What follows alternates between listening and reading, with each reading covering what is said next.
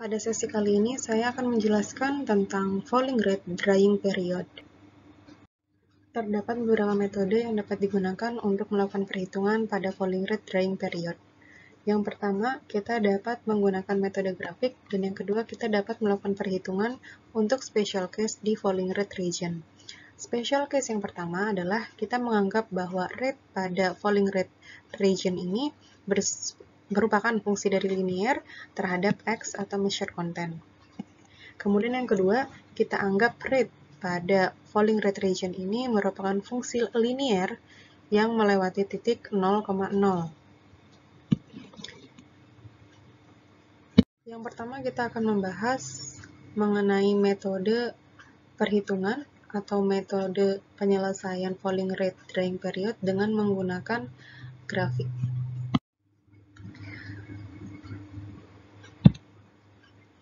The rate of drying atau R pada falling rate drying period ini akan menurun seiring dengan menurunnya free moisture content X. Dimulai dari critical free moisture content hingga akhirnya dia mencapai titik terendah, dan salah satu titik terendah yaitu dia dapat mencapai kondisi free moisture content sebesar 0. Dari gambar ini dapat dilihat bahwa falling rate region itu berada pada titik C hingga titik E, dan waktu yang dibutuhkan untuk proses pengeringan pada falling rate drying period ini dapat ditentukan dengan menggunakan persamaan 9.61, yaitu T sama dengan LS per A dikali integral dari dx per R dari X2 hingga X1.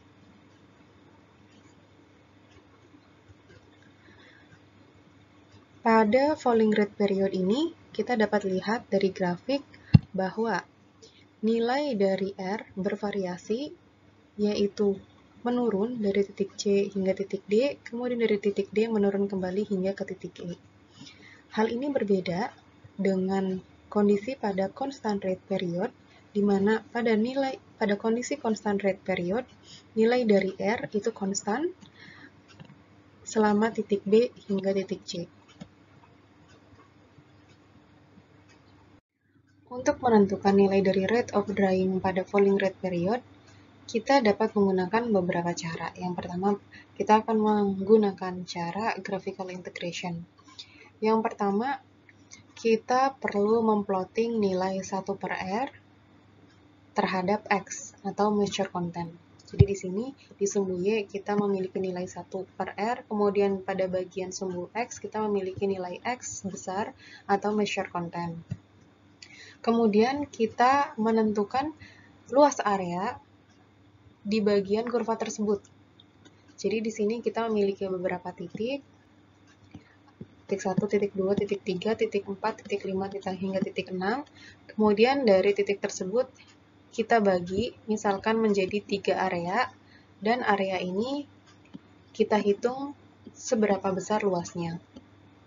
Nah, perhitungan luas area ini dapat kita hitung dengan menggunakan luas persegi panjang, atau jika kita juga ingin effort lebih, kita dapat menghitung luas area dari trapesium. Jadi terdapat beberapa metode perhitungan luas area, namun pada graphical integration ini salah satu cara yang dapat digunakan adalah menghitung luas area dengan asumsi areanya adalah persegi panjang. Sehingga di sini kita peroleh nilai A1, A2, dan juga A3. Contoh 12 merupakan contoh untuk menghitung dengan metode graphical integration pada falling rate drying period. Pada contoh ini, kita memiliki suatu bahan makanan solid yang drying rate curve-nya itu ditampilkan oleh grafik sebelumnya, yang nanti juga akan saya sampaikan. Kemudian, padatan solid ini atau makanan solid ini akan dikeringkan dari free moisture content mula-mula sebesar 0,38 kg H2O per kg dry solid menjadi moisture content kedua yaitu sebesar 0,04 kg H2O per kg dry solid. Diketahui bahwa berat dari dry solid tersebut yaitu LS sebesar 399 kg dry solid dengan luas area yang mengalami proses pengeringan, yaitu A sebesar 18,58 meter kuadrat, yaitu pada bagian atas dari bahan makanan tersebut. Kemudian pertanyaannya adalah, yang ditanyakan adalah waktu yang dibutuhkan untuk proses pengeringan pada falling rate period ini. Di sini diketahui bahwa nilai LS per A yaitu dengan membagi nilai LS sebesar 399 dibagi nilai A yaitu 18,58, sehingga kita memperoleh nilai LS per A sebesar 21,5 kg per meter kuadrat. Berdasarkan data pada soal, kita dapat mengetahui nilai X1 yaitu sebesar 0,38 kg H2O per kilogram dry solid, kemudian X2 sebesar 0,04 kg H2O per kilogram dry solid, nilai LS sebesar 399 kg dry solid, dan nilai A adalah 18,58 meter kuadrat. Kemudian diketahui bahwa solid dari makanan tersebut dikeringkan pada bagian top surface sehingga hanya ada satu bagian yang mengalami proses pengeringan. Kemudian yang ditanyakan adalah waktu yang dibutuhkan untuk mengeringkan bahan makanan tersebut.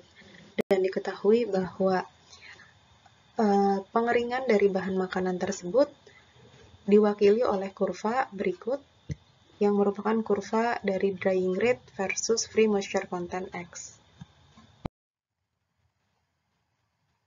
Berdasarkan grafik, dapat diketahui bahwa nilai Xc yaitu sebesar 0,195 kg H2O per kilogram dry solid. Di sini kita ketahui nilai Xc ada di sini. Kemudian, untuk constant rate period, yaitu bagian yang saya beri warna biru, kita ketahui bahwa nilai X1 yaitu pada titik B yaitu sebesar 0,38 kg H2O per kilogram dry solid.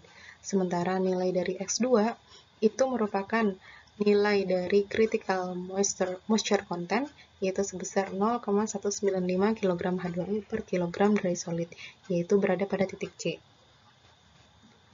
Kemudian selanjutnya, untuk falling rate period yang saya beri gambar warna kuning, kita dapat mengetahui bahwa X1 pada periode ini merupakan critical moisture content atau Xc yang besarnya adalah 0,195 kg H2O per kilogram dry solid.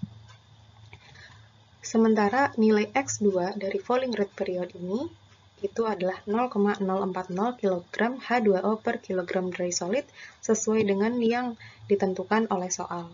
Sehingga saya hanya mengarsir dengan warna kuning hingga bagian bernilai 0,04 kg H2O per kilogram dry solid untuk di bagian free moisture content.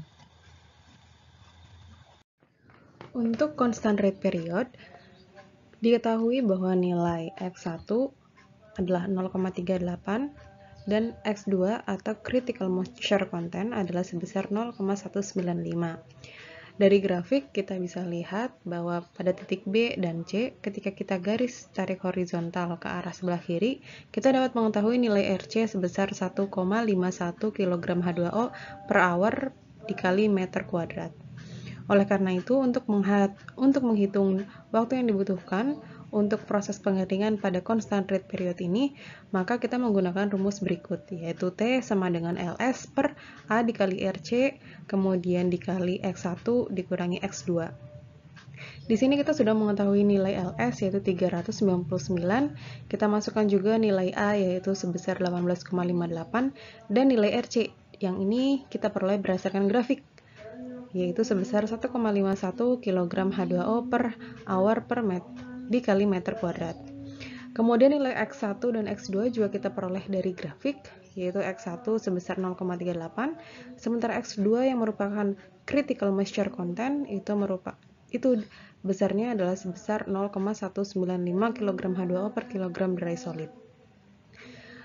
Setelah kita substitusi, akhirnya kita dapat peroleh waktu yang dibutuhkan untuk proses pengeringan pada constant rate period adalah sebesar 2,63 jam. Jadi waktu yang dibutuhkan untuk pengeringan dari titik B ini hingga titik C dari moisture content sebesar 0,38 hingga 0,195 pada constant rate sebesar 1,51 kg H2O per hour dikali meter kuadrat adalah 2,63 jam. Kemudian untuk falling rate period, kita juga sudah mengetahui beberapa data. Kita dapat mengekstrak data tersebut dari grafik ini. Yang dapat kita peroleh adalah moisture content pada titik C, yaitu titik 1, ketika titik tersebut merupakan critical moisture content sebesar 0,195 kg H2O per kg dry solid. Kemudian X2, yaitu titik akhir proses pengeringan, yaitu titik ini, adalah sebesar 0,040 kg H2O per kg dry solid yang diperoleh dari soal. Mula-mula, untuk menghitung waktu yang dibutuhkan dalam proses pengeringan di bagian falling rate period ini, kita perlu membaca nilai X dan R pada berbagai nilai X. Nah, kemudian dari grafik kita dapat lihat kita sudah mengambil beberapa titik, ada titik 1, titik 2, titik 3, titik 4, titik 5, dan titik 6. Untuk titik 1 yaitu pada titik critical moisture content yaitu sebesar 0,195. Di titik ini kita peroleh nilai R yaitu 1,51 yang merupakan nilai RC. Kemudian kita hitung nilai 1 per R-nya sehingga diperoleh nilai 0,663. Begitupun untuk nilai X yang lainnya. Di sini nilai X yang saya pilih itu random, mulai dari 0,15, kemudian 0,1, 0,065, 0,05, dan 0,04. Di sini teman-teman bisa menentukan titik mana yang ingin teman-teman tinjau untuk diketahui nilai R-nya sesuai dengan yang teman-teman inginkan. Kemudian untuk 0,15, dari sini kita dapat peroleh nilai bahwa nilai R-nya yaitu sekitar 1,21. Harusnya 1,21 di sekitar sini. Nah, dan seterusnya sampai bawah. Dan jangan lupa untuk setiap nilai R, mereka harus dihitung nilai 1 per R-nya. Karena yang kita butuhkan adalah nilai 1 per R. Setelah diperoleh nilai X dan nilai 1 per R, kemudian kita selanjutnya harus memplot nilai 1 per R ini terhadap X moisture content. Jadi di sumbu Y kita gunakan 1 per R, sedangkan di sumbu X kita gunakan nilai moisture content yaitu X. Kita plot mulai dari nilai X1 yaitu ini 0,195 hingga X2. X2 sebesar 0,040. Di sini kita lihat titik pertama itu mewakili X sebesar 0,195. Kemudian titik yang kedua itu mewakili angka 0,150. Kemudian titik ketiga mewakili nilai X sebesar 0,1. Kemudian titik D ini mewakili nilai X 0,065.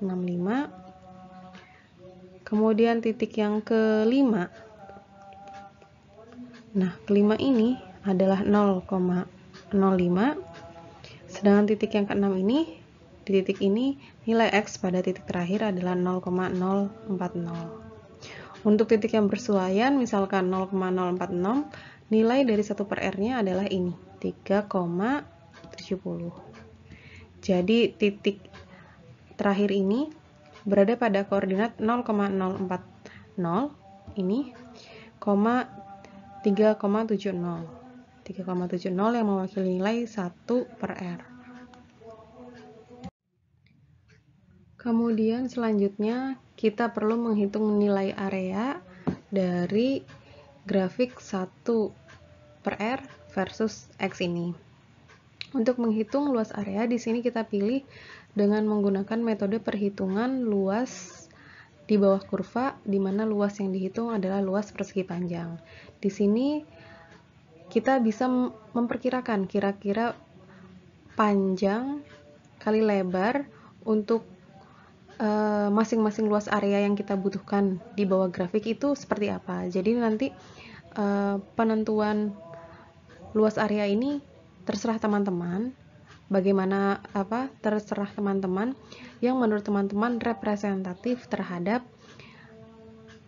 untuk mewakili luas area di bawah kurva ini. Nah, di sini dipilih ada 3 luas area. Yang pertama A1, kemudian di sini ada A2 dan ada A3. Jika teman-teman lihat di sini di bagian A1 itu ada luas area yang di luar, tapi di sini sudah diperkirakan bahwa kira-kira luas area yang ada di luar ini akan mewakili luas area yang ada di bawah grafik ini. Sehingga ini bisa saling mengisi. Sama halnya di luas area yang di bagian sini dianggap diisi oleh luas area yang ada di bagian luar dari A2 ini. Begitupun untuk A3, yaitu yang di bagian ini, luas areanya diisi oleh luas area yang ini. Gitu. Sehingga sebenarnya dengan menghitung luas area dengan bentuk persegi itu bisa representatif selama titik-titik yang teman-teman pilih untuk merepresentasikan luas area itu tepat. Atau ada cara lain juga teman-teman bisa menghitung luas area di bawah kurva dengan menghitung luas trapesium. Jadi misalkan ini luas trapesium yang pertama, kemudian ini luas trapesium yang kedua, begitu. Jadi ada 2 luas area. Jadi itu depend on teman-teman lebih nyaman menghitung yang mana, dan tergantung teman-teman juga, menurut teman-teman yang lebih representatif dalam menghitung luas area itu seperti apa. Begitu. Oke, kembali untuk luas area yang saya beri warna merah, yang bentuk persegi. Di sini saya sudah memiliki 3 region, yaitu A1, A2, A3. Untuk A1 ini, luasnya adalah 2,5 dikali 0,024. 2,5 ini adalah tinggi dari grafik A1 sekitar 2,5, sedangkan 0,024 adalah panjangnya. Nah, begitupun untuk A2. Untuk A2 ini panjangnya sekitar 1,18 dan lebarnya ini sekitar 0,056. Dan yang terakhir untuk A3, di sini diperkirakan tingginya 0,84 dan lebarnya adalah 0,075. Sehingga ketika kita hitung, kita jumlahkan masing-masing luas area, maka kita peroleh area yang berada di bawah grafik ini adalah sebesar 0,189. Kemudian selanjutnya, untuk menentukan drying time untuk falling rate period, kita menggunakan rumus berikut, yaitu T sama dengan LS per A dikali integral dari dx per R dari X2 hingga X1. X2 ini adalah titik yang ini, sedangkan X1 adalah titik yang ini.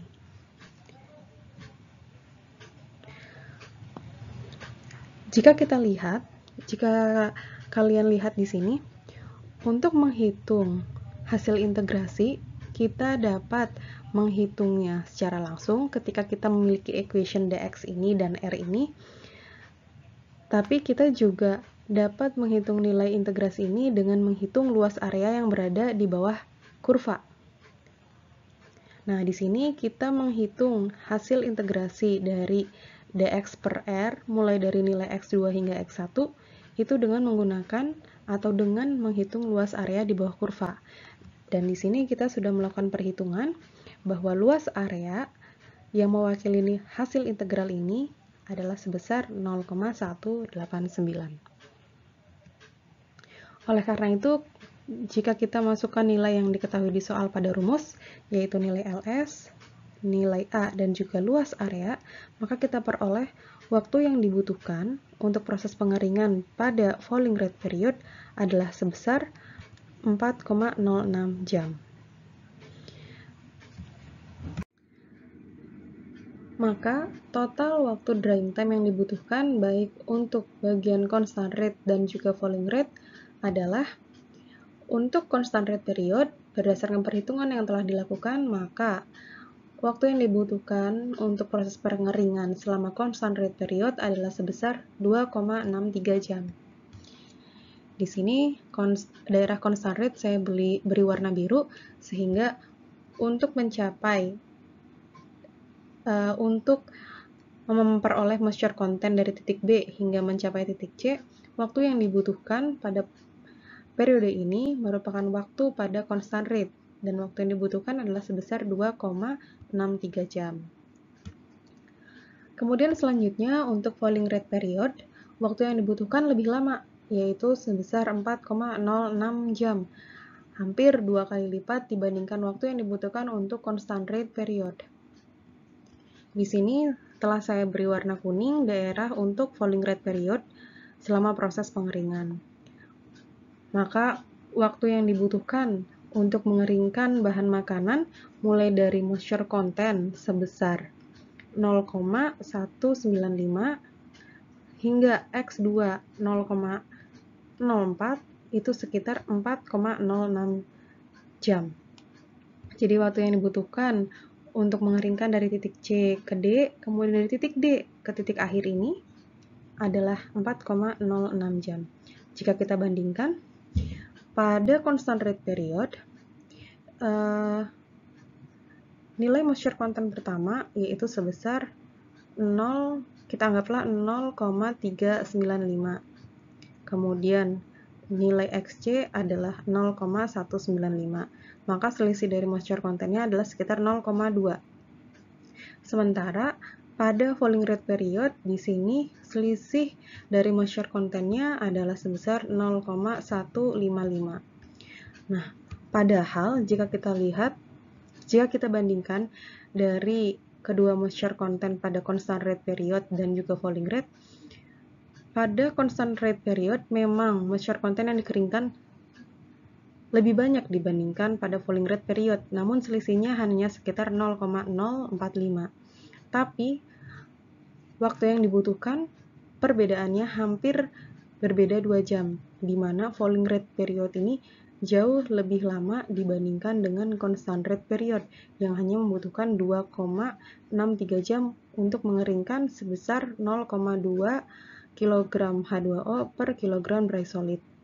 Dan untuk falling rate period sendiri, untuk mengeringkan sebanyak 0,155 kg H2O per kilogram dry solid, pada falling rate period dia membutuhkan waktu yang lebih lama.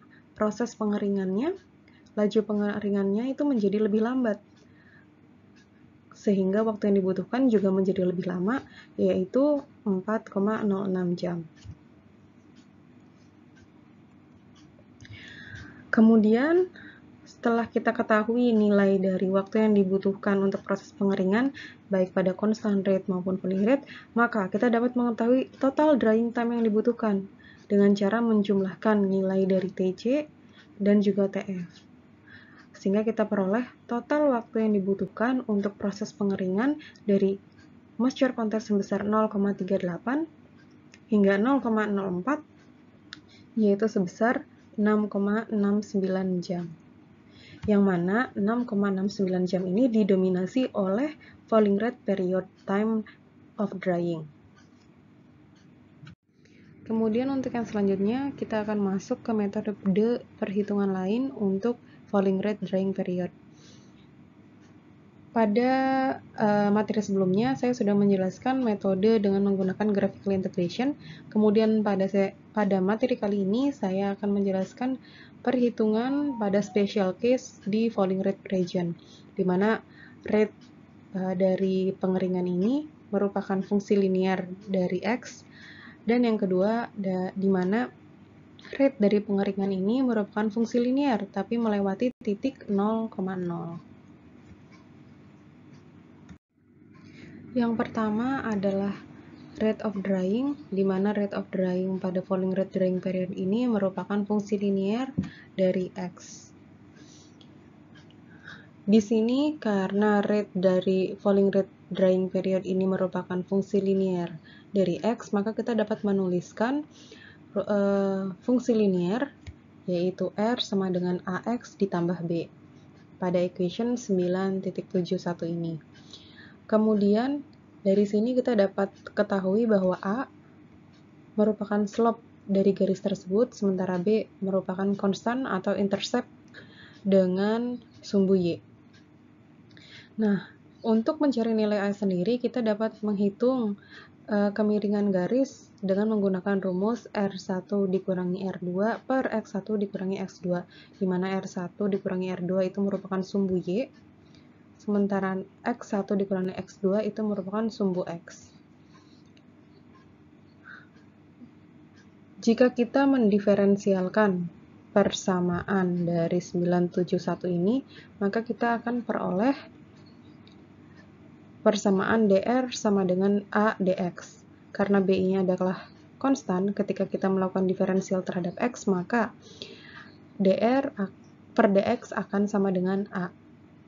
Karena hanya A yang memiliki fungsi x. Kemudian selanjutnya, kita substitusikan equation 9.73 ini dan hasil diferensial ini ke dalam persamaan 9.61, yaitu persamaan yang ini. Pada persamaan 9.61 ini, kita memiliki rumus untuk menghitung waktu yang dibutuhkan selama proses pengeringan pada falling rate drying period, yaitu T sama dengan LS per A dikali integral dari dx per R dari nilai X2 sampai nilai X1. Jika kita lihat dari hasil diferensial ini, kita dapat mensubstitusikan nilai dx ini dengan nilai dr per A. dr per A, sehingga di sini hanya memiliki variabel R. Kemudian selanjutnya, setelah kita mensubstitusikan nilai dr per A, sehingga kita peroleh persamaan yang saya beri warna kotak hijau ini, yaitu LS per A kecil dikali A besar, dikali integral dari dr per R dari R2 sampai R1. Di sini karena variabel telah kita rubah menjadi dr dan bukan dx lagi, maka integral batas pun kita rubah. Yang awalnya x2 menjadi x1, kita rubah menjadi R2 ke R1, karena pada nilai x1, nilai R pada titik tersebut adalah R1, dan pada titik X2, nilai R pada titik tersebut adalah R2. Sehingga untuk titik yang bersesuaian, maka integral dari X2 sampai X1 dapat diganti dengan integral dari R2 ke R1. Kemudian selanjutnya, kita integralkan dr per R ini, sehingga kita peroleh persamaan akhir, yaitu LS per A dikali ln R1 per R2, karena integral dari 1 per R dr itu adalah ln. Kemudian selanjutnya, di sini kita memiliki persamaan 9.73, di mana A sama dengan R1 dikurangi R2 per X1 dikurangi X2. Nilai A ini selanjutnya disubstitusikan ke sini, sehingga kita dapat mengeliminasi nilai A yang merupakan slope dari persamaan linier. Setelah kita substitusi, maka kita akan peroleh LS per A dikali, karena 1 per A, maka 1 per A ini bernilai X1 dikurangi X2 per R1 dikurangi R2. Jika dituliskan, 1 per A sama dengan X1 dikurangi X2 per R1 dikurangi R2. Jadi rumus ini tuh dibalik, jadinya seperti ini. Kemudian nilai ini disubstitusikan, sehingga kita peroleh LS per A dikali X1 dikurangi X2 per R1 dikurangi R2. Dikali ln R1 per R2. Nah, rumus inilah yang nantinya digunakan untuk rate of drying pada falling rate drying period jika rate of drying ini merupakan fungsi linear dari X dan tidak berpotongan pada titik 0,0. Dan ini dituliskan pada equation 9.7 strip 4. Kemudian untuk kasus yang kedua adalah jika rate of drying merupakan fungsi linear dari X, namun melewati titik 0,0. Pada kasus ini, maka nilai konstanta atau nilai dari B yang merupakan intersect dari garis terhadap sumbu Y itu bernilai 0. Sehingga kita dapat tuliskan pada kasus ini persamaan linear untuk rate of drying adalah R sama dengan AX, yaitu yang dituliskan pada persamaan 9.75, di mana A adalah slope dari line.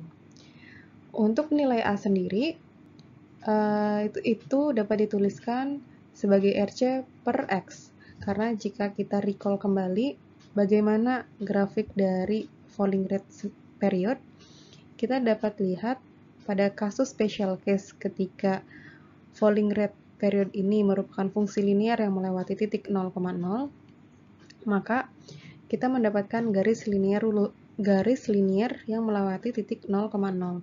Dan falling rate drying period itu dimulai dari titik XC hingga RC. Oleh karena itu, kemiringan garis pada kasus ini dapat dituliskan sebagai RC per XC, di mana RC itu merupakan nilai pada sumbu Y, sedangkan XC merupakan nilai pada sumbu X. Selanjutnya, persamaan dari 9.75 ini juga kita diferensialkan terhadap X, sehingga kita peroleh persamaan diferensial yaitu dr sama dengan A dx.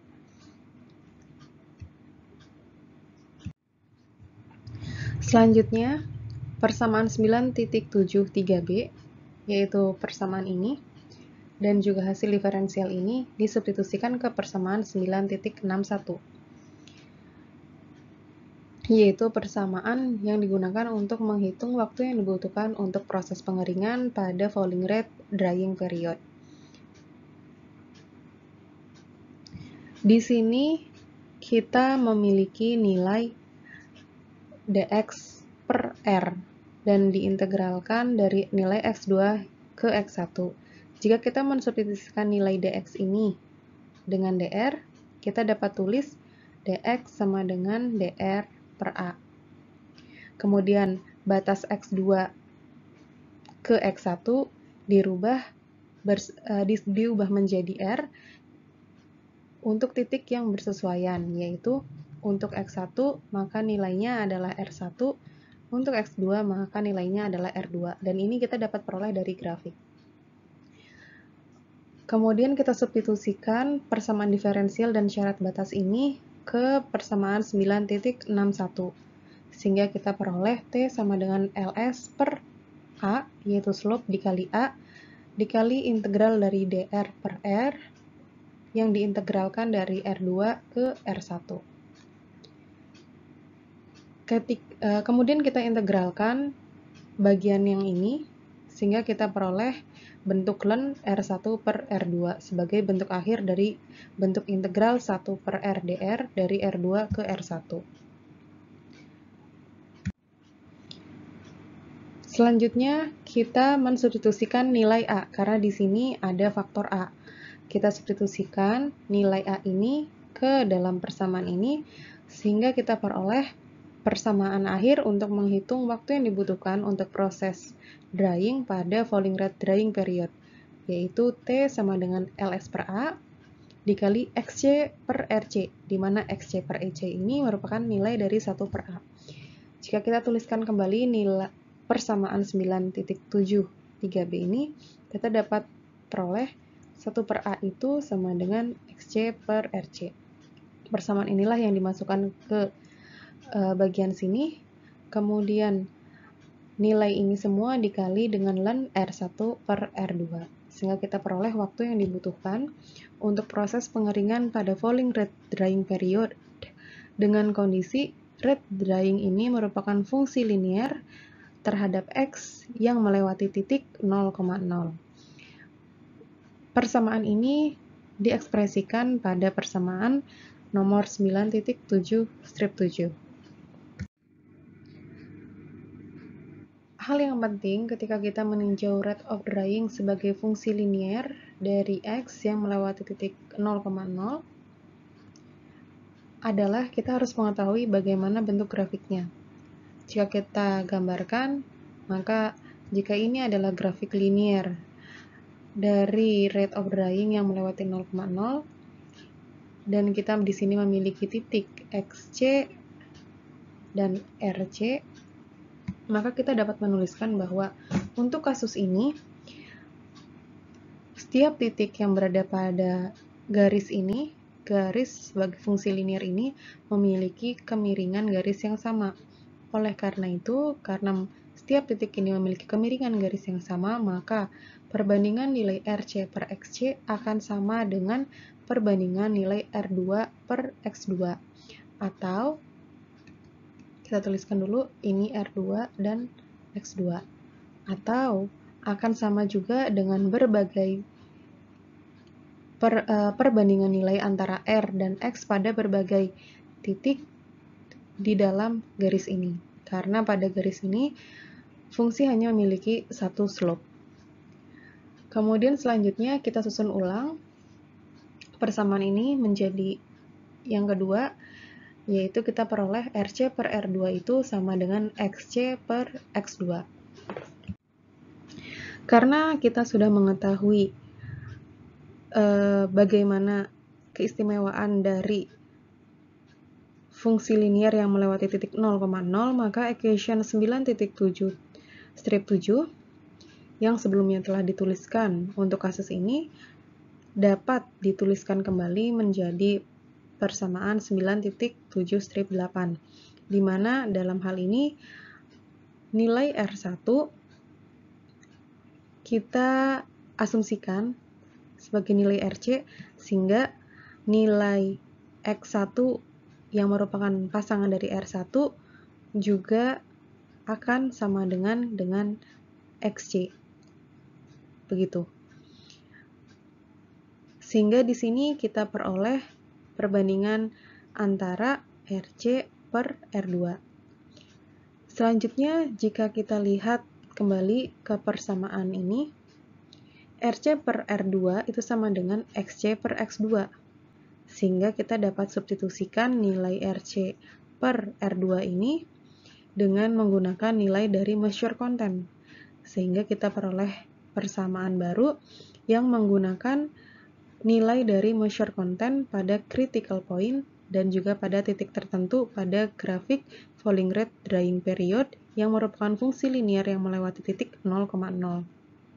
Sehingga akhirnya kita peroleh waktu yang dibutuhkan untuk proses pengeringan pada falling rate drying period, di mana rate of drying pada periode ini merupakan fungsi linear terhadap X yang melewati titik 0,0, dapat dihitung dengan menggunakan persamaan LS per A dikali XC per RC dikali ln XC per X2 yang diekspresikan pada equation 9.7 strip 8. Berikut ini adalah contoh 13, yaitu contoh yang digunakan untuk menghitung drying time untuk falling rate period, namun pada kasus khusus yaitu ketika rate of drying merupakan fungsi linear yang melewati titik 0,0. Untuk example 13 ini, kita menggunakan example yang sama seperti example 12, namun yang berbeda adalah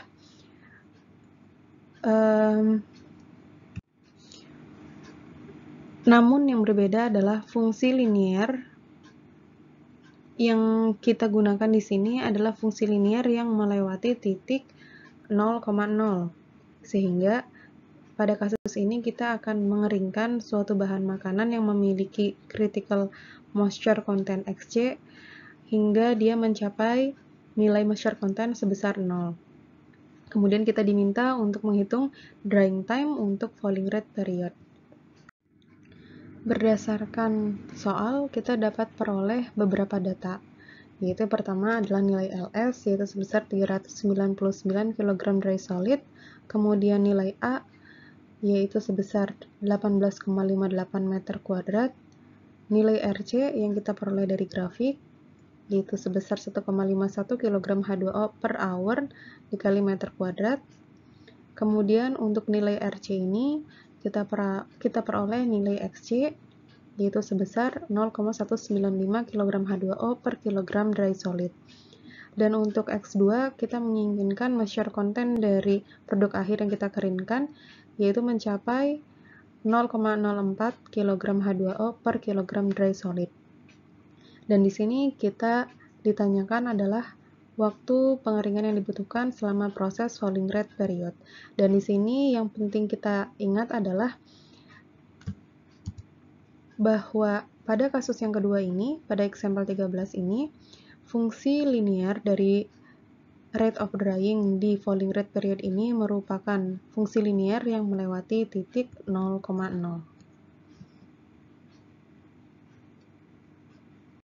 Pada kasus ini, kita menggunakan equation 9.7-8, yaitu T sama dengan LS per A dikali XC per RC dikali ln XC per X2.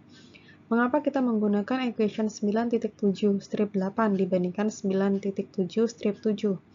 Karena pada equation ini kita melibatkan nilai dari XC dan X2, di mana dalam soal nilai yang sudah tersedia dan mudah dibaca adalah nilai dari XC, sehingga kita akan menggunakan persamaan ini untuk lebih memudahkan proses perhitungan.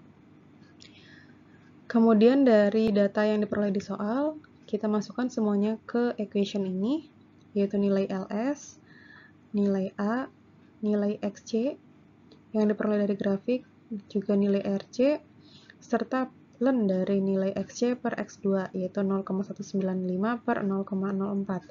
Sehingga kita peroleh nilai akhir dari waktu yang dibutuhkan untuk proses pengeringan pada falling rate period adalah sebesar 4,39 jam. Berikut ini adalah problem 12 tentang numerical integration for drying in falling rate region. Ini merupakan latihan untuk materi tentang perhitungan pada falling rate region.